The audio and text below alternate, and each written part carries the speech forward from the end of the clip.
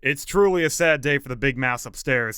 Apparently, attendance at the Walt Disney World parks, they're going down, they're dropping.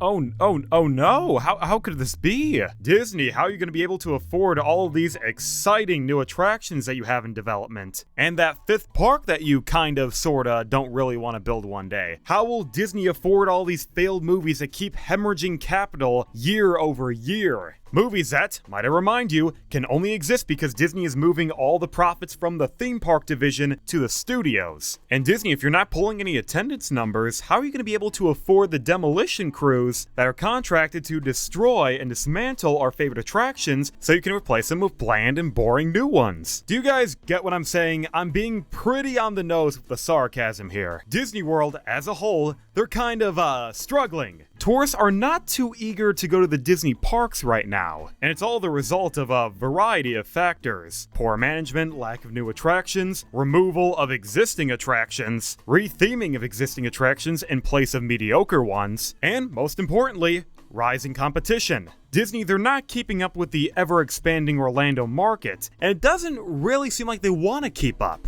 When Universal was developing their brand new theme park with Epic Universe, Disney, they did not feel the need to retaliate. They didn't see this new park in Orlando as a threat. They observed it more as a blip on the map, a flash in the pan, a new park that wouldn't have any negative impact on their market share. Actually, quite the opposite. Disney thought that Universal building a new theme park would be beneficial to them. They assumed that a lot more visitors would come to Orlando, and those visitors would subsequently go to Walt Disney World. Because after all, how can you visit Orlando without going to Disney? I mean, it's Disney. They're untouchable. They are the anchor of Orlando. No tourist would ever conceive the possibility of doing a Universal-only vacation. What are you, crazy? It's that kind of belief and narcissism that put Disney in the position they are in today. Because apparently what actually ended up happening was tourists just decided to bypass Disney altogether and go to Universal instead. I've been going to Walt Disney World every summer for the better part of 5 years. And this summer, it's gotten scarily quiet. The lines for the rides weren't that long. And for once, I didn't feel crowd-crushed when I went. I didn't have to tuck in my shoulders and swerve around every person I came across. This recent visit to Walt Disney World was relatively hassle-free.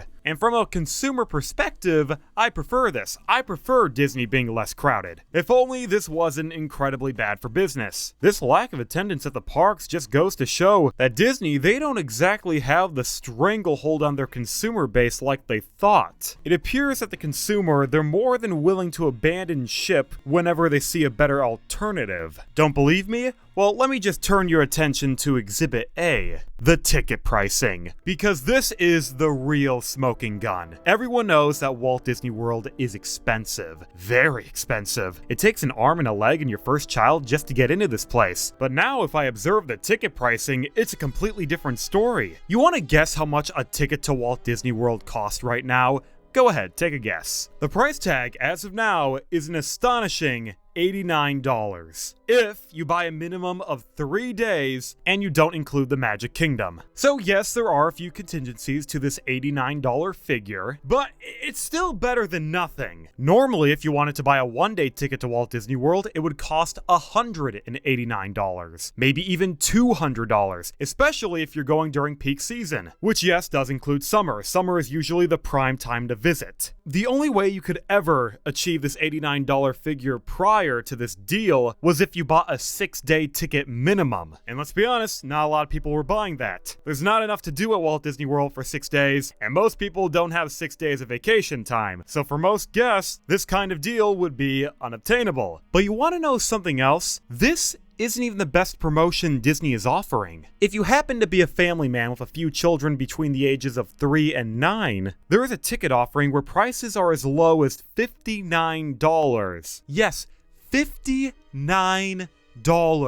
That is nearly a 66% discount. Yes, one of the contingencies still stand. You gotta buy a 3-day minimum, but with this deal, you actually get the Magic Kingdom. So this means if you're traveling with a family to Disney, your little ones can get in for a better value. Now I understand that a lot of you probably don't care about this deal. I mean, not everybody fits into this demographic. I don't fit into this demographic. I'm a Disney adult who isn't between the ages of 3 and 9, so how could I possibly benefit from this promotion? Well, let me tell you why this kind of deal is so important. The fact that Disney is even remotely slashing prices for the families can only mean one thing: that Disney, they're scared shitless. They're terrified. They don't know what to do. If they're willing to cut prices on their biggest spenders, the families, then that tells me that families, they don't really want to go to Walt Disney World anymore. And that is shocking. Disney just feels like one of those companies that can weather any type of storm because families are always willing to visit, even if there's some kind of economic downturn or recession. Seriously, in my mind, there are only 3 businesses that can survive a bear market: funeral homes, bars, and Disney. It doesn't matter if the world is burning, people will always die, people will always want to get drunk, and people will always want to have fun at Disney. Case in point, the pandemic. When all the restrictions were lifted, where did everybody go on vacation? Disney. Disney was flourishing. But now in 2025, it's all changed. Families, they don't want to go back to Disney. Why is that? Could it be that their bad business practices are finally catching up with them? Or is it that their competitors are outpacing them at an exponential rate? Well, the answer to both those questions are a resounding yes. I'm no stranger to dunking on Disney's shortcomings, but man, I have just not been a fan of what this company has been doing for the last 5 years. Like the fast passes I now gotta pay for, or my favorite rides getting redone and refurbed for a new audience, or weird and underwhelming expansions where half of them I don't even care about. Disney has been so anti-consumer lately, and I'm getting tired of it. And apparently a lot of other people, they have the same mindset. They're also getting tired of it. Why would I go back to Disney when I'm objectively gonna get a lesser experience than when I went a few years ago? Why would I want to pay for a fast pass when it was previously free? Why would I want to go on a reimagined Splash Mountain when there was nothing wrong with the original, while the new version of it is objectively horrible? All Disney is doing is ruining what I love, nickel and diming me every step of the way, and they're not even offering me anything new. That's the worst of it. We're not getting anything new at the Disney parks. Sure, there are a lot of projects that are in the works, but when are they actually going to open? Cars Land, Villains Land, those aren't going to open until at least the 2030s. I guarantee it. And in the meantime, before we even get those new experiences, Disney, they're continuing the trend of just repackaging old experiences. Why are they retheming Rock and Roller Coaster? That is a bonehead move. The Muppets is not the right fit. And even if it was, I don't think Disney has a capability to redo this ride correctly. How is it that the new version of Rock and Roller Coaster is going to open in 2026 when the current version of the ride isn't even closed yet? Disney, did your construction teams finally switch into high gear? Are you actually allowing them to work at a modest pace? For some reason, I doubt that. You're the same company that takes 5 years to build one ride, while Universal can build an entire theme park in that time. So forgive me when I say that this re-theme of Rock and Roller Coaster, it's probably gonna be cheap. Really cheap.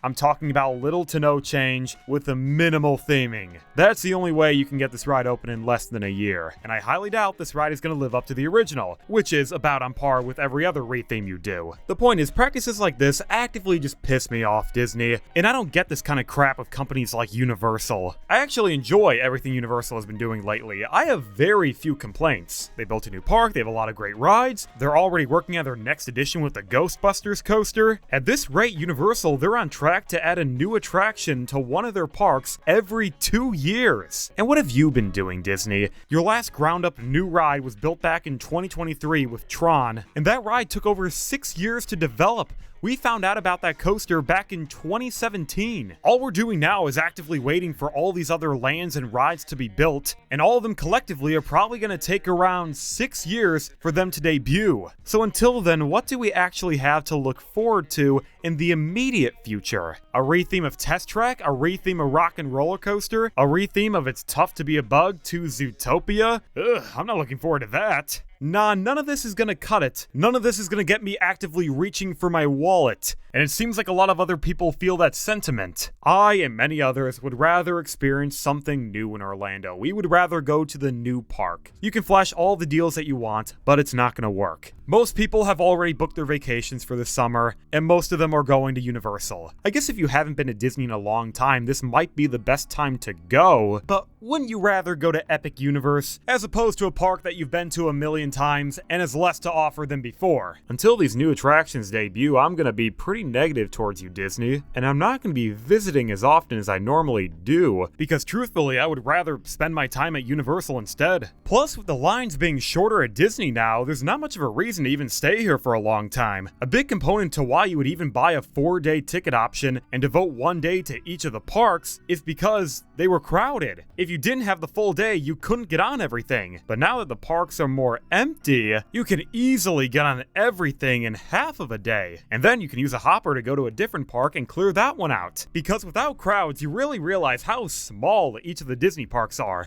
Parks like Animal Kingdom and Hollywood Studios, there's not a whole lot to do with these properties. Especially Hollywood now, since they took out Muppet Vision. Heck, Epic Universe, even though it just opened this year, there is more to do there than there is at Animal and Hollywood. And those parks have been open since the 90s and 80s respectively. So dear viewer, I'm just gonna give you this piece of advice. This summer, don't go to Disney. Next summer, don't go to Disney. Let Disney struggle a bit. Let them squirm and stew in the mess they have created for themselves. Let Disney realize that we, the consumer, don't want to pay for FastPass. We don't want to see rethemes of old attractions. And that most importantly, we want new stuff. We want to see new additions come to the Disney parks, at minimum, every 2 years. Disney, they have 4 theme parks, so if they add a ride every 2 years to one of their parks, alternating between the 4, each location should realistically get a new expansion every 8 years. Which isn't great, but it's still better than what they're doing now. I don't know about you guys, but personally,